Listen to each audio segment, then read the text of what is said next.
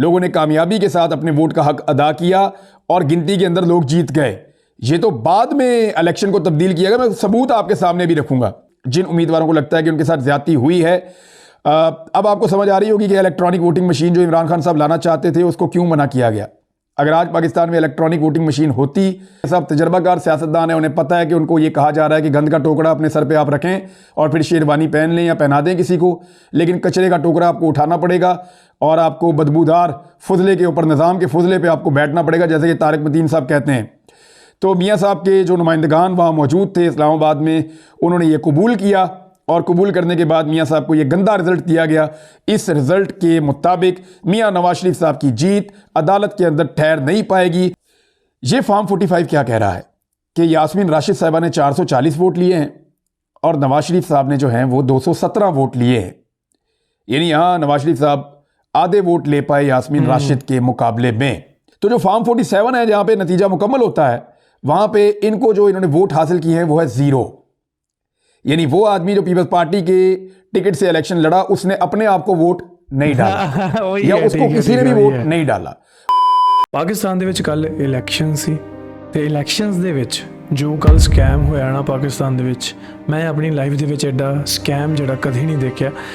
ਜੋ ਉੱਥੇ ਦਾਂਧਲੀ ਹੋਈ ਹੈ ਇੱਕ ਮਤਲਬ ਜ਼ਬਰਦਸਤ ਤਰੀਕੇ ਨਾਲ ਸਾਡੇ ਇੰਡੀਅਨ ਮੀਡੀਆ ਦੇ ਵਿੱਚ ਖਬਰਾਂ ਦਿਖਾ ਰਹੇ ਆ, ਠੀਕ ਹੈ, ਲੇਕਿਨ ਉਹਨਾਂ ਤੇ ਤੁਸੀਂ ਜੇ ਕਹੋ, ਕਿਉਂਕਿ ਜਿਹੜੇ ਪਾਕਿਸਤਾਨੀ ਉਹ ਕਹਿਣਗੇ ਇੰਡੀਅਨਸ ਖਬਰਾਂ ਸੱਚ ਨਹੀਂ ਗਈਆਂ, ਮੈਂ ਪਾਕਿਸਤਾਨੀ ਖਬਰਾਂ ਦੀ ਗੱਲ ਕਰ ਰਿਹਾ। ਉਹਨਾਂ ਦੀਆਂ ਖਬਰਾਂ 'ਚ ਵੀ ਦੱਸਿਆ ਕਿ ਇਮਰਾਨ ਖਾਨ ਵੋਟਾਂ ਪਾਏ ਹੋਏ ਪੱਤਰ ਸੜਕਾਂ ਤੇ ਮਿਲੇ ਐਂਡ PMLN ਨੂੰ ਸਪੋਰਟ ਕਰਦੇ ਹੋਏ ਇਲੈਕਸ਼ਨ ਕਮਿਸ਼ਨ ਦੇ ਮੈਂਬਰ ਖੁਦ ਵੋਟਾਂ ਪਾਉਂਦੇ ਹੋਏ ਨਜ਼ਰ ਆਏ ਆ। ਹੋਰ ਵੀ ਇਦਾਂ ਦੀਆਂ ਬਹੁਤ ਸਾਰੀਆਂ ਚੀਜ਼ਾਂ ਜਿਹੜਾ ਕਿ ਟੋਟਲੀ ਬਹੁਤ ਵੱਡਾ ਸਕੈਮ ਸੀਗਾ। ਇਮਰਾਨ ਖਾਨ ਐਜ਼ ਅ ਆਜ਼ਾਦ ਉਮੀਦਵਾਰ, ਸਾਰੇ ਆਜ਼ਾਦ ਉਮੀਦਵਾਰ ਜਿਹੜੇ ਸੀ ਉਹ ਜਿੱਤ ਰਹੇ ਸੀਗੇ ਤੇ ਲੇਕਿਨ ਕੀ ਹੋਇਆ ਕਿ ਜਦੋਂ ਤੁਸੀਂ ਥੋੜੇ ਟਾਈਮ ਬਾਅਦ ਦੇਖਦੇ ਹੋ ਕਿ ਆਰਮੀ ਨੇ ਜਿਹੜਾ ਟੇਕ ਓਵਰ ਕਰ ਲਿਆ ਤੇ ਚਲੋ ਜੀ ਦੂਜੀ ਪਾਰਟੀ ਨੂੰ ਜਿਤਾਤਾ, ਇਹ ਦੱਸਿਆ ਜਾ ਰਿਹਾ, ਠੀਕ ਹੈ। ਤੇ ਲੋਕਾਂ ਦੀ ਸਪੋਰਟ ਸੀ ਜਿਹੜੀ ਉਹ ਦਿਖ ਰਹੀ ਸੀ। ਕਾਫੀ ਸਾਰੇ YouTube ਦੇ ਪੋਲ ਸੀਗੇ ਜਾਂ ਕਾਫੀ ਸਾਰੀਆਂ ਨਿਊਜ਼ ਮੀਡੀਆ ਦੇ ਪੋਲ ਸੀਗੇ, ਸਭ ਕਿਤੇ ਇਮਰਾਨ ਖਾਨ ਦੇਖਣ ਨੂੰ ਮਿਲ ਰਹੇ ਸੀ। ਪਰ ਅਚਾਨਕ ਹੀ ਜਿਹੜਾ ਪਾਸਾ ਸਾਰਾ ਚੇਂਜ ਹੋ ਗਿਆ। देखते हैं कि इमरान रियाज खान की वीडियो जिहदे डीपली वो की गल्लां बातां कर रहे हैं, आओ देखते हैं। अस्सलाम वालेकुम नाज़रीन, आप YouTube चैनल देख रहे हैं, मैं इमरान खान हूँ। ये बहुत अहम डेवलपमेंट्स हैं जो मैं आपके साथ शेयर करने जा रहा हूँ। रात गए जो मैंने वीलॉग किया था, मैंने 11:15 बजे उसकी रिकॉर्डिंग की थी और आपको कहा था कि ये मैं इसलिए कर रहा हूँ कि ये रिकॉर्ड का हिस्सा रहे। मैंने बताया था कौन कौन जीत रहा था और कितने बड़े पैमाने पर जीत रहा था। पाकिस्तान तहरीक इंसाफ उस वक्त तक लगभग 135 सीटों से आगे चल रही थी और उसके बाद उसकी जीत मज़ीद बढ़ती गई जहाँ जहाँ से हमें इत्तलात आ रही थी, क्योंकि हम वो फ़ैसला मुरतब कर रहे थे उन नताइज की बुनियाद पे जो फॉर्म 45 के मुताबिक मिल रहे थे। फॉर्म 45 वो फॉर्म होता है जो हर पोलिंग स्टेशन से जारी किया जाता है। जो प्रिजाइडिंग ऑफिसर, जो हर पोलिंग स्टेशन के अंदर सरकारी ऑफिसर मौजूद होता है इलेक्शन कमीशन के अमले में, वो सिग्नेचर करके एक पेपर देता है कि इस पोलिंग स्टेशन का नतीजा ये है। उन नताइज के मुताबिक जो फॉर्म 45 के नताइज थे, उनके मुताबिक जो उम्मीदवार जीत रहे थे वो पाकिस्तान तहरीक इंसाफ के हमायत याफ्ता उम्मीदवार थे और वो सिंपल मेजॉरिटी से काफ़ी आगे निकल रहे थे। यानी अगर मैं आपको ये कहूँ कि वो 2/3 अक्सरियत की तरफ जा रहे थे तो ये गलत नहीं होगा। लेकिन उसके बाद फिर नताइज रोक दिए गए, नताइज रोके गए और पाकिस्तान में लगभग रात को 3 बजे 4 बजे तक तो नताइज रुके हुए थे और उसके बाद फिर नतीजे आना शुरू हुए वापस। 6 घंटे, 5 से 6 घंटे की ताख़ीर हुई, नताइज रुके। एक्चुअली हुआ क्या, अब मैं आपको ये बताता हूँ, क्योंकि मैं इस कहानी के पीछे पड़ा हुआ था कि समझ आनी चाहिए कि ये 5-6 घंटे क्यों लिए गए। पूरे पाकिस्तान के अंदर एक ट्रेंड बन गया था। कोई भी ये एक्सपेक्ट नहीं कर रहा था कि पब्लिक इतने बड़े पैमाने पर निकल कर इस तरह से वोटिंग कर देगी। इमरान खान का जो एक दावा था कि लोग निकलेंगे और इमरान खान को बहुत ज़्यादा वोट करेंगे, वो दावा किसी को यकीन नहीं था, लेकिन वो दावा दुरुस्त साबित हुआ और उसके बाद लोग निकले और इतने बड़े पैमाने पर वोटिंग हुई कि मैनेज करना मुश्किल हो गया। कहीं 40,000 की लीड है, कहीं 60,000 की लीड है, कहीं 70,000 की लीड है। इस तरह पाकिस्तान तहरीक इंसाफ आगे चल रही थी। नवाज शरीफ जो इदां लग रहा सीगा कि इन्हां दा कोई कंपीटीशन ही है नहीं बाकियां नाल। ਤੇ ਇੱਕ ਇਹਦੇ 'ਚ ਇਹ ਵੀ ਸੀਗਾ ਕਿ ਇਮਰਾਨ ਖਾਨ ਨੂੰ ਪਹਿਲਾਂ ਹੀ ਨਜ਼ਰਬੰਦ ਕਰਤਾ, ਮਤਲਬ ਜੇਲ੍ਹ ਕਰਤੀ, ਤਾਂ ਜੋ ਉਹ ਵੋਟਾਂ ਦੀ ਜਿਹੜੀ ਕੰਪੇਨ ਉਹ ਕਰ ਹੀ ਨਾ ਸਕੇ, ਠੀਕ ਹੈ। ਉਹ ਆਪਣੀ ਪਾਰਟੀ ਨੂੰ ਸਪੋਰਟ ਜਾਂ ਕੰਪੇਨਿੰਗ ਨਾ ਕਰ ਸਕੇ, ਜਿਹਦੇ ਨਾਲ ਉਹ ਲੋਕਾਂ ਨੂੰ ਇਨਕਰੇਜ ਕਰ ਸਕਣ ਕਿ ਵੋਟਾਂ ਪਾਓ। ਲੇਕਿਨ ਫਿਰ ਵੀ ਉਹਦੇ ਉਲਟ ਹੋਇਆ। ਐਂਡ ਹੁਣ ਜਦੋਂ ਆਪਾਂ ਨਵਾਜ਼ ਸ਼ਰੀਫ ਦੀ ਵਿਕਟਰੀ ਸਪੀਚ ਦੇਖੀਏ ਤਾਂ ਉਹਦੇ ਵਿੱਚ ਉਹ ਬਾਕੀ ਆਜ਼ਾਦ ਉਮੀਦਵਾਰਾਂ ਨੂੰ ਅਲਾਇੰਸ ਕਰਨ ਦਾ ਜਿਹੜਾ ਕਹਿ ਰਹੇ ਹੈ ਕਿ ਮੈਂ ਸ਼ਾਹਬਾਜ਼ ਸ਼ਰੀਫ ਦੀ ਡਿਊਟੀ ਲਗਾਤੀ ਹੈ ਕਿ ਹੁਣ ਇਹ ਜ਼ਰਦਾਰੀ ਸਾਹਿਬ ਨਾਲ ਤੇ ਬਾਕੀ ਹੋਰ ਵੀ ਜਿੰਨੇ ਆ ਉਹਨਾਂ ਦੇ ਨਾਲ ਮੌਲਾਨਾ ਫਜ਼ਲ ਰਹਿਮਾਨ ਉਹਨਾਂ ਨਾਲ ਅਲਾਈਅੰਸ ਕਰਨਗੇ ਹੁਣ ਮਿਲ के ਅੱਗੇ ਚੱਲਣ ਦੀ ਜਿਹੜੀ ਤਿਆਰੀ ਕੀਤੀ ਜਾ ਰਹੀ है। स्पीच करने के लिए बैठे हुए थे अपने ऑफिस में अपने साथियों के साथ और उन्होंने वहाँ पे जीत की फतह की एक स्पीच करनी थी और उस सुबह भी नवाज शरीफ साहब ने कहा था कि सिंपल मेजॉरिटी उनको मिलेगी और वो बार बार यही डिमांड करते रहे हैं पाकिस्तान में अपने ताल्लुक़ वालों के साथ। वो यही कहते रहे हैं कि हमें सिंपल मेजॉरिटी दिलवाई जाए, सिंपल मेजॉरिटी देंगे तो मैं मुल्क के मसले हल कर सकूंगा वरना मैं नहीं कर सकूंगा। नवाज शरीफ को बार बार उसके सामने ये ऑप्शन रखा गया कि आप पाकिस्तान पीपल्स पार्टी के साथ इत्तेहाद करके एक हुकूमत बनाएं। मुमकिन नहीं है कि इतने बड़े पैमाने पर धांधली की जा सके, लेकिन नवाज शरीफ उसके ऊपर राजी नहीं हो रहे थे। रात गए जब नवाज शरीफ साहब ने ट्रेंड देखे वोटिंग के तो नवाज शरीफ साहब बहुत बदमज़ा हुए, जिसका मैं पहले ही आपको जिक्र कर चुका था। नवाज शरीफ साहब उठे और अपने साथियों के हमरा वहाँ से निकल गए। जो कारकुन आए हुए थे जीत का ऐलान सुनने के लिए वो भी मायूस हो गए। मियाँ साहब के चेहरे के ऊपर मायूसी झलक रही थी। वो गाड़ी में बैठे और सोने के लिए अपने घर चले गए और उनके बाकी लोगों ने भी कोई प्रेस कॉन्फ्रेंस नहीं की। उस वक्त इस्लामाबाद के अंदर एक्टिविटी शुरू हुई और कुछ बड़े अहम लोग, अब मैं नाम नहीं लूँगा इस वक्त, लेकिन आपको आइडिया हो जाएगा, शरीफ ख़ानदान की नुमाइंदगी वहाँ पे थी और जरदारी ख़ानदान की नुमाइंदगी वहाँ पे थी। ये दो बड़ी पॉलिटिकल पार्टीज और कुछ और दीगर स्टेक होल्डर्स इस्लामाबाद में इकट्ठे हुए और इंतखाबात के रिजल्ट्स इनके इकट्ठे होने से पहले रोक दिए गए। अब वहाँ पे इस बात के ऊपर कन्विंस किया गया कि या तो मिलकर हुकूमत बना लो या फिर वो जेल में पड़ा हुआ आदमी है वो अपनी हुकूमत बना लेगा। अब ये दो ऑप्शन मौजूद थे, या तो मिलकर हुकूमत बना लो और उसी तनख्वाह के ऊपर काम करने के लिए तैयार हो जाओ। तो फिर फैसला ये हुआ कि जितवाया जाए। फैसला ये हुआ कि इमरान खान की कामयाबी को, उसकी जीत को शिकस्त के अंदर बदला जाए। देखिए लोग पाकिस्तान के जीत चुके हैं, पाकिस्तान में जमहूरियत जीत चुकी है, लोगों ने खौफ के बुत तोड़ दिए हैं, लोग निकले, लोगों ने वोट डाले, लोगों ने कामयाबी के साथ अपने वोट का हक अदा किया और गिनती के अंदर लोग जीत गए। ये तो बाद में इलेक्शन को तब्दील किया गया। मैं सबूत आपके सामने भी रखूंगा, ऐसे सबूत धांधली के रखूंगा कि आपके भी 14 तबक रोशन हो जाएंगे, आप हैरान हो जाएंगे हुआ क्या है पाकिस्तान में। बहरहाल रात गए ये तय हो गया कि मिलजुल के सरकार बनाई जाएगी और इमरान खान से हमें बचाया जाए, क्योंकि इमरान खान बोतल में बंद वो जिन है जो अगर बाहर आ गया तो इनको खा जाएगा। तो इन्होंने इमरान खान के खौफ के बाद, यानी जो खौफ इमरान खान का था, उसने इनको मजबूर किया कि दोबारा से उसी तनख्वाह पर मिलकर काम कर लेते हैं। लेकिन बड़े बदमज़ा हुए, सबको जो ख्वाब आ रहे थे वो टूट गए, सवाए पाकिस्तान पीपल्स पार्टी के। पीपल्स पार्टी का मसला ये है कि उन्होंने कराची के अंदर उस लेवल का धांधला किया है और सिंध के अंदर जिस तरह उन्होंने सीटें निकाली हैं धांधली करके, तो पीपल्स पार्टी ने अपना एक मार्जिन क्रिएट कर लिया था कि हम एक बेहतर पोजीशन में आ जाएं पहले से। तो वो अपनी पोजीशन बरकरार रखने में कामयाब हुए और उसकी सबसे बड़ी वजह यह है कि पाकिस्तान तहरीक इंसाफ के हाथ और पांव बांध कर, उनसे बल्ले का निशान छीन कर, उनके ऊपर मुकदमे बनाकर, बगैर जलसों, बगैर रैलीज और बगैर बैनर और पोस्टर के, बगैर जो है वो पोलिंग एजेंट्स के और बगैर जो है वो पोलिंग कैंप्स के, हर चीज़ के बगैर उनको इलेक्शन लड़ाया गया। तो पीपल्स पार्टी ने इसका फ़ायदा उठाया। पीएमएलएन उठा नहीं पाई। पंजाब के जो शहरी हैं वो निकले और उन्होंने मौका देखकर चौका मारा और नवाज शरीफ साहब जो हैं वो क्लीन बोल्ड हो गए इस मैच के अंदर।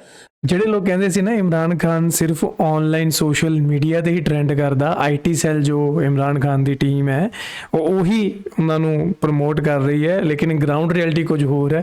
ਅੱਜ ਦੇਖਣ ਨੂੰ ਪਤਾ ਲੱਗ ਗਿਆ ਕਿ ਗਰਾਊਂਡ ਰਿਐਲਿਟੀ ਵਾਕਈ ਕੁਝ ਹੋਰ ਸੀ, ਕਿਉਂਕਿ ਜੋ ਆਨਲਾਈਨ ਸੋਸ਼ਲ ਮੀਡੀਆ ਤੇ ਆਪਾਂ ਦੇਖ ਰਹੇ ਸੀ ਉਸ ਤੋਂ ਵੀ ਕਈ ਗੁਣਾ ਜ਼ਿਆਦਾ ਗਰਾਊਂਡ ਰਿਐਲਿਟੀ ਤੇ ਇਮਰਾਨ ਖਾਨ ਦੇ ਸਪੋਰਟਰ ਸੀਗੇ। ਐਂਡ ਇਹ ਨਾ ਦੇਖਿਓ, ਇਹ ਨਾ ਸੋਚੋ ਵੀ ਕੋਈ ਦੇਖ ਨਹੀਂ ਰਿਹਾ, ਪੂਰਾ ਵਰਲਡ ਮੀਡੀਆ ਇਸ ਟਾਈਮ ਦੇਖ ਰਿਹਾ ਤੇ ਪਾਕਿਸਤਾਨ ਦੀ ਕਵਰੇਜ ਕਰ ਰਿਹਾ ਤੇ ਇਸ ਧਾਂਦਲੀ ਜਿਹੜੀ ने की है ना, मतलब जो स्कैम किया है इनू सारे न्यूज़ चैनल ਵੱਡੇ न्यूज़ चैनल दसन डे है, फिर भी शरेआम ये चीज़ चली। Very bad. नवाज शरीफ साहब अपनी दोनों सीटें हार रहे थे जिस वक्त उठकर वो गए हैं, मानसेरा से भी और लाहौर से भी। यास्मीन राशिद तगड़ी लीड से उनको हरा रही थी। उसके बाद जब इस्लामाबाद वाला काम हो गया तो फिर हुआ क्या, फिर नताइज बदलना शुरू हुए। जो आम नताइज अब तक बदल चुके हैं मैं आपको बताता हूँ। एक तो चौधरी सालिक हुसैन जो लगभग 1 लाख वोटों के करीब से हार रहे थे, चौधरी परवेज अली साहब की एहलिया से लगभग 1 लाख वोटों की लीड से वो जीत रही थी। वहां पे चौधरी सालिक हुसैन को जितवा दिया गया धांधली करके। अभी ये मामला कोर्ट में जाएगा। अच्छा ये याद रखिएगा, जितनी भी ये धांधली हुई है ना, ये सस्टेन नहीं कर पाएगा, ये मामले अदालतों में जाएंगे। और जो 4 सीटों वाला मामला था 2013 में, अब ये 40 सीटों का मामला होगा और ये इसको बर्दाश्त नहीं कर पाएगा निज़ाम। आप देखिएगा होगा क्या। इसके बाद मेजर ताहिर सादिक जीत चुके थे, इनको हरा दिया गया। आमिर मुगल, इनकी जीत अनाउंस कर दी थी इस्लामाबाद के सहाफियों ने भी, हर तरफ पता चल गया था, इनको हरा दिया गया। मेहर बानो कुरैशी, इनको हराने के लिए क्या कार्रवाई डाली गई है, जरा ये मैं आपको बता देता हूं। जो नवाज शरीफ का हल्का है ना, वहां पे जो टोटल वोट कास्ट हुआ है, नवाज शरीफ के हल्के में टोटल वोट कास्ट हुआ है जी 2,94,095 तकरीबन वोट कास्ट हुआ है। मेहर बानो कुरैशी के हल्के में जो टोटल वोट कास्ट हुआ है वो तकरीबन 2,54,000, यानी को 50,000 वोट कम, 40,000 वोट कम पड़ा है मेहर बानो कुरैशी के हल्के में। नवाज शरीफ के हल्के में जो वोट मुस्तरद हुए उनकी तादाद देखें अब 650 है नवाज शरीफ के हल्के में। मेहर बानो कुरैशी के हल्के में यही तादाद 16,555 है। क्यों? क्योंकि 9,000 के मार्जिन से यूसुफ रजा गिलानी के साहबजादे को इलेक्शन जितवाया गया है। सैयद अली मूसा गिलानी को 8,000 के मार्जिन से जितवाया गया है। तो 16,000 वोट बीच में से मुस्तरद कर दिए गए हैं सिर्फ मेहर बानो कुरैशी वाले। अब ये मुस्तरद वोटों को जब आप देखेंगे, सिर्फ एक शहर ਦੀ ਗੱਲ ਨਹੀਂ ਹੋ ਰਹੀ ਹੈ ਤੇ ਬੜੇ ਸਾਰੇ ਇਦਾਂ ਦੇ ਕੇਸਿਸ ਆ ਜਿਹੜੇ ਤੁਸੀਂ ਇੰਸਟਾਗ੍ਰਾਮ ਖੋਲ ਕੇ ਦੇਖੋਗੇ, ਜਿਹੜੇ ਤੁਹਾਡੇ ਪਾਕਿਸਤਾਨ ਦੇ ਕੁਝ ਇੰਸਟਾਗ੍ਰਾਮ ਦੇ ਚੈਨਲਸ ਆ, ਅਕਾਊਂਟਸ ਹੈ, ਉਹਨਾਂ ਨੇ ਸਕਰੀਨਸ਼ਾਟਸ ਸ਼ੇਅਰ ਕੀਤੇ ਹੋਏ ਆ ਇਹੀ ਕਾਊਂਟਿੰਗ ਸਿਸਟਮ ਦੇ। ਬਹੁਤ ਵੱਡਾ ਸਕੈਮ ਹੋ ਗਿਆ ਭਾਈ। तो इसके अंदर जब ये मामला अदालत में जाएगा तो ये सीट वापस भी हो सकती है। तो ये मेहर बानो कुरैशी को हराया गया। यास्मीन राशिद साहिबा जो बहुत आगे जा रही थी नवाज शरीफ से, उनको हराया गया। और नवाज शरीफ वाले हल्के में क्या हुआ, जो गेम डाली गई नवाज शरीफ साहब के साथ, बहुत बड़ा प्रैंक हो गया है। वो क्या हुआ मैं आपको भी पढ़ के सुनाता हूं। नूर आलम खान जो इलेक्शन हार रहे थे रात तक बहुत बुरी तरह, उनको जिताया गया क्योंकि उन्होंने ये कह रखा था कि मैंने मदद की है तो मेरी भी मदद की जाए। फिर अली एजाज भुट्टर, उनकी जगह पे अलीम खान को जिताने की कोशिश की जा रही है, वो अभी तक लड़ रहे हैं। महर शराफत कसूरी ये इलेक्शन जीत चुके थे। मरियम नवाज के पास एक ही सूबाई असम्बली की नशिस्त थी जो लाहौर से वो लड़ रही थी। महर शराफत कसूरी के मुकाबले में रात गए, पुलिस की भारी नफरी मुख्तलिफ पोलिंग स्टेशन में पहुंची, घेरा डाला, पोलिंग एजेंट्स को बाहर निकाला, मार कुटाई की। और महर शराफत के मुकाबले में मरियम नवाज को बहुत थोड़े से मार्जिन से जीता हुआ करार दिया। अयाज अमीर, जिनके बारे में पूरा पाकिस्तान कह रहा था कि ये इलेक्शन नहीं हार सकते, तो अयाज अमीर को इलेक्शन हराया गया। राजा बशारत रावलपिंडी से 50,000 की लीड से जीत रहे थे, इनके साथ ज्यादती हुई। सेमाबिया ताहिर ये भी इलेक्शन जीत चुकी थी। शुएब शाहीन बड़े मार्जिन से जीत चुके थे। जरताज गुल वजीर 50,000 के मार्जिन से जीत रही थी। ये वो सारी सीटें हैं जहां पे अभी तक बड़ी बड़ी, मैं मेन सीट्स आपको बता रहा हूं जहां धांधली कर दी गई है। अभी आपको और बहुत सारी नशिस्तें ऐसी मिलेंगी जहां पे धांधली की जाएगी और ये मामला अदालतों में जाएंगे, ये ऐसे रुकेंगे नहीं। ये जीत भी बड़ी आर्जी नौयत की रहेगी और ये हुकूमत भी कोई अगर बन भी गई तो ये ज्यादा चलती हुई दिखाई नहीं देगी। आलमी मुबस्सरीन जो पाकिस्तान के अंदर रिपोर्टिंग कर रहे थे, जर्नलिस्ट थे, उन्होंने बड़ी वजाहत के साथ इस बात को रिपोर्ट किया है कि पाकिस्तान में, और वो ये तासुर लेकर गए हैं पाकिस्तान से, यानी उनको जो भी उन्होंने कल के दिन से तासुर लिया वो ये है कि पाकिस्तान तहरीक इंसाफ सबसे बड़ी जमात है, उसने सबसे ज़्यादा वोट लिए हैं, उनकी सबसे ज़्यादा नशिस्तें हैं, लेकिन इसके बावजूद पाकिस्तान में सूरत-ए-हाल को बदला जा रहा है। अब होना यह चाहिए कि जिन सब लोग तो कर भी नहीं पाए क्योंकि बहुत सारे पोलिंग एजेंट्स को मारा गया है, उनको बाहर निकाला गया है, लेकिन जहां जहां पे जितने भी फॉर्म 45 मौजूद हैं पाकिस्तान तहरीक इंसाफ के हमायत याफ्ता उम्मीदवारों के पास, वो अपने फॉर्म 45 को गायब करें और महफूज मकामात पर मुंतकिल करें।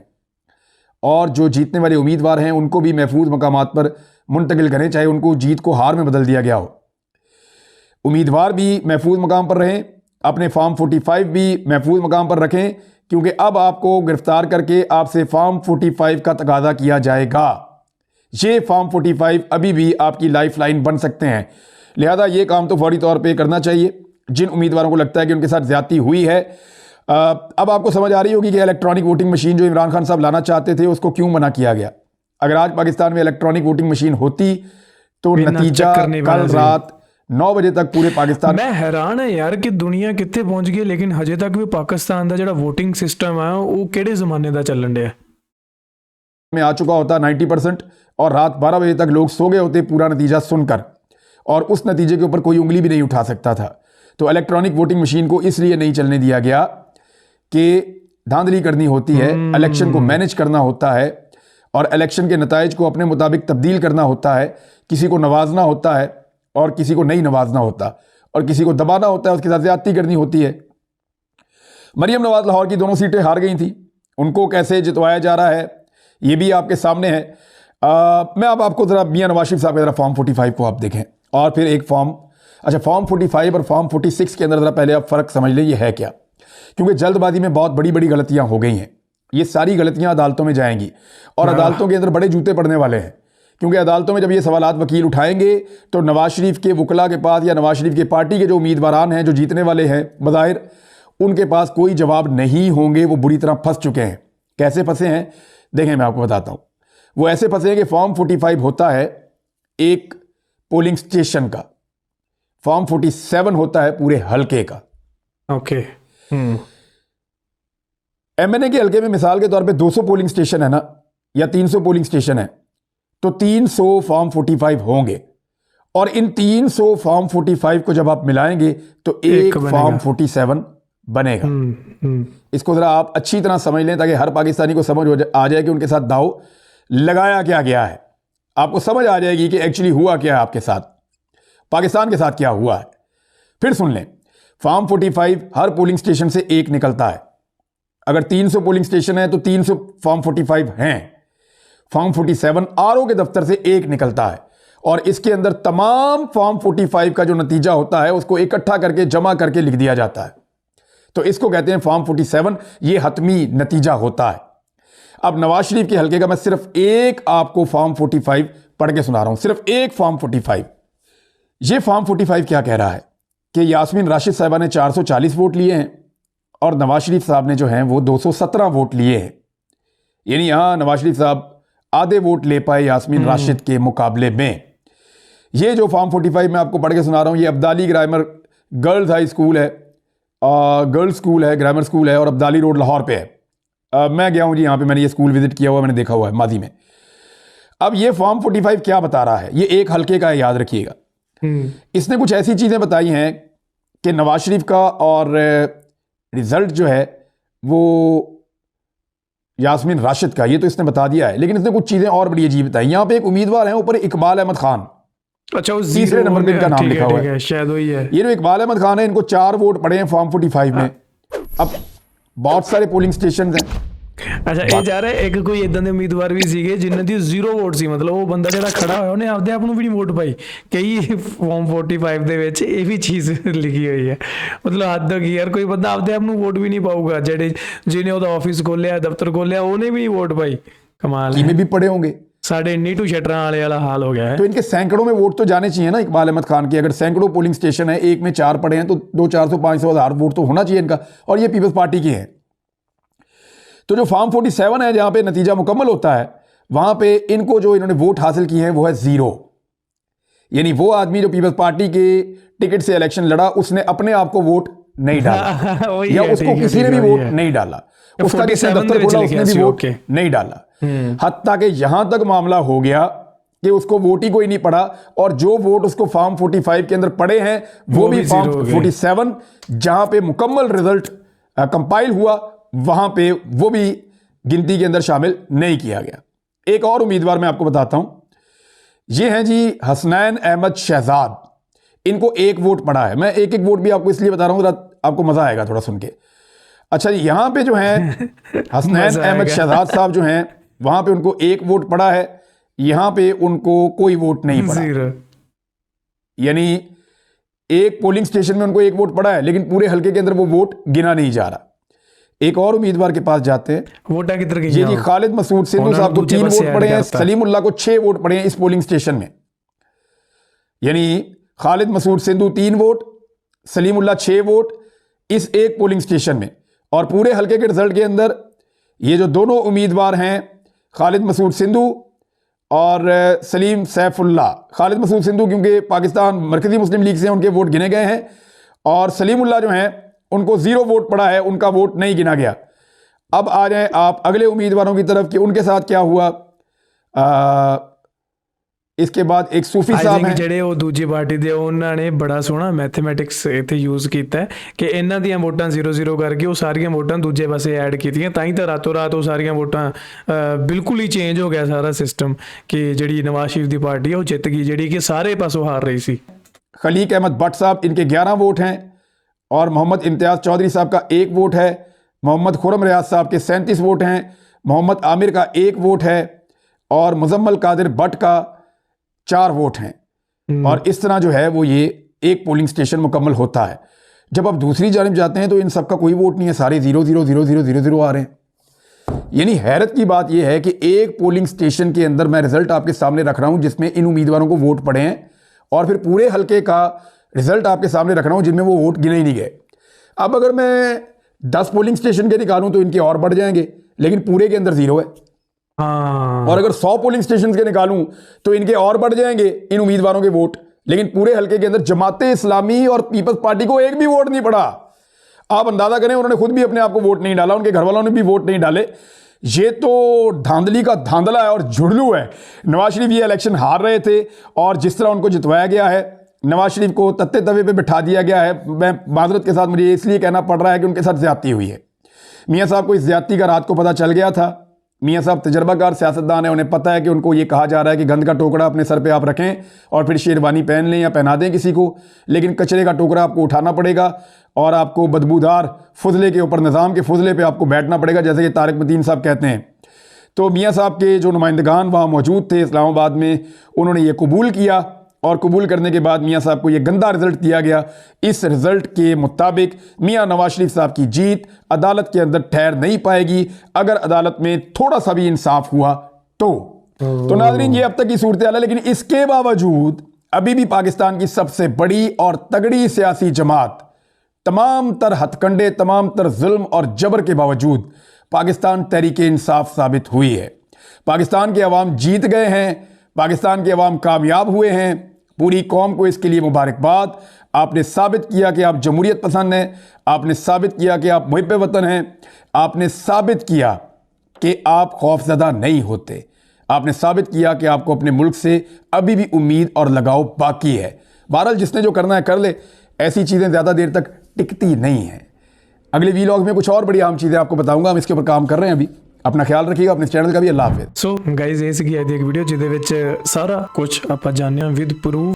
ਦੇਖੋ ਐਡੀ ਵੱਡੇ ਸਕੇਲ ਤੇ ਜਿਹੜੀ ਇਹ ਧਾਂਦਲੀ ਹੋਈ ਹੈ ਨਾ ਯਾਰ, ਮਤਲਬ ਸਕੈਮ ਹੋਇਆ ਬਹੁਤ ਜ਼ਬਰਦਸਤ ਵੇ ਨਾਲ ਹੋਇਆ, ਜਿਹੜਾ ਕਿ ਸ਼ਾਇਦ ਮੈਂ ਅੱਜ ਤੱਕ ਦੇਖਿਆ ਨਹੀਂ ਕਦੇ। ਸਾਡੇ ਪੰਜਾਬ ਦੇ ਵਿੱਚ ਜਦੋਂ ਲਾਸਟ ਟਾਈਮ ਜਿਹੜੇ ਦੂਜੇ ਇਲੈਕਸ਼ਨਸ ਹੋਏ ਸੀ ਸਟੇਟ ਦੇ, ਤੇ ਮਤਲਬ ਸਾਡੇ ਆਮ ਆਦਮੀ ਪਾਰਟੀ ਆਈ ਸੀ, ਤਾਂ ਉਦੋਂ ਵੀ ਕਾਂਗਰਸ ਤੇ ਜੋ ਕਹਿ ਸਕਦੇ ਆ ਬੀਜੇਪੀ ਹੈ ਜਾਂ ਅਕਾਲੀ ਦਲ ਹੈ, ਇਹਨਾਂ ਨੇ ਅਲਾਈਅੰਸ ਕਰਨ ਦੀ ਕੋਸ਼ਿਸ਼ ਕੀਤੀ ਸੀ ਤੇ ਆਮ ਆਦਮੀ ਪਾਰਟੀ ਨੂੰ ਹਰਾਉਣ ਦੀ ਕੋਸ਼ਿਸ਼ ਕੀਤੀ ਸੀ। ਵੀ ਜਿੱਦਾਂ ਹੁੰਦਾ ਨਾ ਕਿ ਦੋ ਜਣੇ ਹੁੰਦੇ ਆ ਪੂਰੇ ਮੈਦਾਨ ਦੇ ਵਿੱਚ, ਗੇਮ ਦੇ ਵਿੱਚ, ਤੇ ਉਹ ਤੀਜੇ ਬੰਦੇ ਨੂੰ ਆਉਣ ਨਹੀਂ ਦੇਣਾ ਚਾਹੁੰਦੇ, ਚਾਹੇ ਉਹ ਦੋਨੋਂ ਆਪੋਜ਼ਿਟ ਇੱਕ ਦੂਜੇ ਦੇ ਜਾਨੀ ਦੁਸ਼ਮਣ ਹੈ। ਪਰ ਉਹ ਕਹਿੰਦੇ ਕਿ ਜਦੋਂ ਉਹ ਬੰਦਾ ਇੱਧਰ ਆਊਗਾ ਉਦੋਂ ਆਪਾਂ ਇਕੱਠੇ ਹੋ ਜਾਣਾ, ਠੀਕ ਹੈ, ਆਪਾਂ ਆਪਣੀ ਦੁਸ਼ਮਣੀ ਭੁੱਲ ਕੇ ਇਕੱਠੇ ਹੋਣਾ, ਆਪਾਂ ਉਸ ਤੋਂ ਬਾਅਦ ਦੇਖ ਲਾਂਗੇ ਕੀ ਹੁੰਦਾ। ਪਰ ਸਾਡੇ ਇੱਧਰ ਆਮ ਆਦਮੀ ਪਾਰਟੀ ਜਿੱਤੀ, ਲੋਕਾਂ ਨੇ ਜਿਤਾਇਆ। 70 ਸਾਲਾਂ ਪੁਰਾਣੀਆਂ ਪਾਰਟੀਆਂ ਨੂੰ ਹਰਾ ਕੇ ਆਮ ਆਦਮੀ ਪਾਰਟੀ ਅੱਗੇ ਆਈ। ਉਹ ਗੱਲਾਂ ਵੱਖਰੀਆਂ ਕਿ ਹੁਣ ਉਹ ਵੀ ਉਹਨਾਂ ਦੇ ਰਾਹਾਂ ਤੇ ਹੀ ਹੈ ਤੇ ਉਹਨਾਂ ਨੇ ਵੀ ਉਹੀ ਚੀਜ਼ਾਂ ਕੀਤੀਆਂ ਜਿਹੜੀਆਂ ਪਹਿਲਾਂ ਪਾਰਟੀ ਕਰਦੀਆਂ ਰਹੀਆਂ। ਕੁਝ ਚੰਗੇ ਕੰਮ ਤਾਂ ਨਵੀਂ ਪਾਰਟੀ ਨੂੰ ਕਰਨੇ ਹੀ ਪੈਂਦੇ ਆ ਤਾਂ ਜੋ ਜਨਤਾ ਦੇ ਵਿੱਚ ਵਿਸ਼ਵਾਸ ਬਣਿਆ ਰਹੇ, ਠੀਕ ਹੈ ਜੀ। ਸੋ ਇਹ ਤੁਸੀਂ ਕਦੇ ਵੀ ਨੋਟ ਕੀਤਾ ਹੋਣਾ, ਜਦੋਂ ਕੋਈ ਨਵਾਂ ਸੀਐਮ ਜਾਂ ਪੀਐਮ ਬਣਦਾ, ਪਹਿਲਾਂ ਉਹਨਾਂ ਦੀਆਂ ਵੋਟਾਂ ਜਦੋਂ ਮੰਗਣੀਆਂ ਹੁੰਦੀਆਂ, ਉਹਨਾਂ ਦੀ ਫੋਟੋ ਐਂ ਲੱਗੀਆਂ ਹੁੰਦੀਆਂ ਚੁਰਾਹਿਆਂ ਤੇ, ਕਿਤੇ ਵੀ ਕੋਈ ਰੈੱਡ ਲਾਈਟ ਤੇ, ਹਨਾ, ਇਦਾਂ ਹੁੰਦੀਆਂ ਫੋਟੋਆਂ। ਤੇ ਉਹ ਹੌਲੀ ਜਿਵੇਂ ਸਮਾਂ ਟੱਪਦਾ ਫਿਰ ਫੋਟੋ ਇਦਾਂ ਹੋ ਜਾਂਦੀ ਹੈ, ਹਾਂ ਆਜੋ ਹੁਣ ਕਰ ਲੋ ਕੀ ਕਰਨਾ। ਸੋ ਇਹ ਸੱਚ ਹੈ ਬਈ, ਤੁਸੀਂ ਕਦੇ ਆਪਣੇ ਆਸੇ-ਪਾਸੇ ਦੇਖਿਆ ਹੋਣਾ, ਤੁਹਾਨੂੰ ਪਤਾ ਲੱਗਿਆ ਹੋਣਾ। ਤੇ ਬਾਕੀ ਜੋ ਇਹ ਹੁਣ ਹੋਇਆ ਉਹ ਹੋਣਾ ਤਾਂ ਨਹੀਂ ਚਾਹੀਦਾ ਸੀ, ਪਰ ਤੁਸੀਂ ਲੋਕਾਂ ਨੇ ਦਿਖਾਤਾ ਕਿ ਹਾਂ ਹਜੇ ਵੀ ਜਿਹੜਾ ਨਾ ਉਮੀਦ ਨਹੀਂ ਹੈਗੇ, ਹਜੇ ਵੀ ਕੁਝ ਹੋ ਸਕਦਾ। ਬਾਕੀ ਇਹ ਸੀ ਅੱਜ ਦੀ ਵੀਡੀਓ। ਬਾਕੀ ਤੁਸੀਂ ਮੈਨੂੰ ਥੱਲੇ ਕਮੈਂਟ ਕਰਕੇ ਦੱਸਣਾ ਹੁਣ ਕਿ ਤੁਸੀਂ ਵੋਟ ਕਿਹਨੂੰ ਪਾਈ ਹੈ। ਹਾਲਾਂਕਿ ਮੈਨੂੰ ਪਤਾ ਹੈ ਕਿ ਜਿਹੜੇ ਮੇਰੇ ਸਬਸਕ੍ਰਾਈਬਰਸ ਆ ਉਹ ਸਾਰੇ ਇਮਰਾਨ ਖਾਨ ਦੇ ਫੈਨਸ ਹੈ, ਲੇਕਿਨ ਵਿੱਚ ਨਵਾਜ਼ ਸ਼ਰੀਫ ਦੇ ਵੀ ਫੈਨਸ ਹੈਗੇ ਆ। ਪਰ ਜਦੋਂ ਹੁਣ ਇਦਾਂ ਦੀਆਂ ਖਬਰਾਂ ਆ ਰਹੀਆਂ, ਸ਼ਾਇਦ ਜਿਹੜੇ ਉਹਨੂੰ ਪਸੰਦ ਕਰਦੇ ਵੀ ਹੋਣਗੇ ਤਾਂ ਉਹ ਇਸ ਸੱਚਾਈ ਤੋਂ ਪਿੱਛੇ ਨਹੀਂ ਹਟ ਸਕਦੇ ਕਿ ਜਿਹੜਾ ਇਹ ਜੋ ਕੁਝ ਹੁਣ ਹੋ ਗਿਆ ਇਹ ਗਲਤ ਹੋਇਆ। ਸੋ ਦੂਜੇ ਚੈਨਲ ਤੇ ਇੱਕ ਇਮਰਾਨ ਖਾਨ ਦੀ ਵਿਕਟਰੀ ਸਪੀਚ ਹੈ, AI ਵਰਜ਼ਨ ਹੈ, ਚਾਹੇ ਉਹ ਜੇਲ੍ਹ 'ਚ ਹੈ, ਲੇਕਿਨ ਟੀਮ ਵੱਲੋਂ ਤਿਆਰ ਕੀਤੀ ਗਈ ਹੈ, ਜਿਹੜੀ ਕਿ 100% ਆਥੈਂਟੀਕੇਸ਼ਨ ਹੈ ਉਹਦੇ ਤੇ, ਠੀਕ ਹੈ, ਕਿ ਇਮਰਾਨ ਖਾਨ ਦੇ ਵੱਲੋਂ ਹੀ ਆਓ। ਸੋ ਉਹ ਸਪੀਚ ਦੇਖਿਓ ਆਪਣੇ ਦੂਜੇ ਚੈਨਲ ਤੇ ਜਾ ਕੇ, ਪੰਜਾਬ ਰਿਅਲ TV ਐਕਸਟਰਾ ਤੇ। ਮਿਲਦੇ ਹਾਂ ਅਗਲੀ ਵੀਡੀਓ 'ਚ। ਸਤਿ ਸ਼੍ਰੀ ਅਕਾਲ।